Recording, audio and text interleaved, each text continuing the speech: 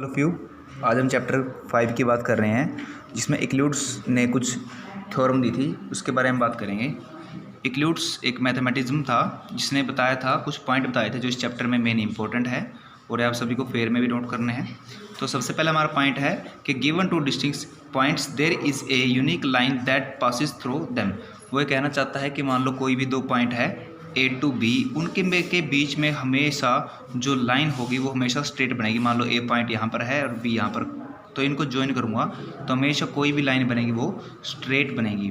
ये इंपॉर्टेंट है। उसके बाद है second terminated line can be produce in infinity. वो कहता है कि मान लो जो आपने ए और बीच के बीच जो लाइन ली है, इनको हम कितना भी प्रोड्यूस कर सकते हैं, यानी कितना भी बढ़ा सकते हैं। कहाँ तक बढ़ा सकते हैं? इन्फिनिटी तक, यानी कि जहाँ तक हम फाइंड भी नहीं कर सकते। इसका सेकंड लॉ था। उसके बाद था थर्ड, वो कहता है a circle can be draw with only centre and any radius. यानी कि हम किसी भी सर्कल को ड्रा करना है तो हमको उसकी सेंटर का पता होना चाहिए। With the help of centre हो सकता है और with the help of radius, यानी कि बिना रेडियस या बिना सेंटर के हम किसी सर्कल को ड्रा नहीं कर सकते।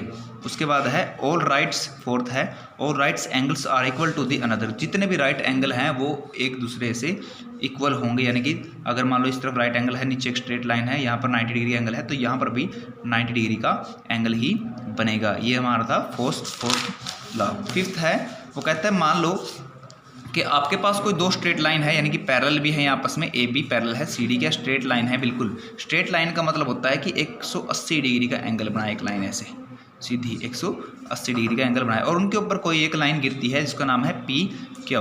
जो एंगल पी है यहाँ पर एंगल क्यू के इक्वल होगा, अपोजिट होगा। यानी कि अपोजिट का मतलब है एंगल पी प्लस में angle Q is equal to में होगा 180 डिग्री। ये इंपॉर्टेंट है, यानी कि एंगल पी होगा और angle Q is equal to में 180 डिग्री। इसको पढ़ते हैं if a straight line falling to the straights makes the interiors angle, यानी कि इंटीरियर्स एंगल का मतलब जो अंदर जो एंगल बनते हैं उन दोनों के एंगल का सम होगा, वो सप्लीमेंट्री एंगल होगा, यानी कि 180 डिग्री उनका दोनों का सम होगा। इसको बोलते हैं इंटीरियर एंगल, यानी कि जो अंदर की तरफ दोनों एंगल बने।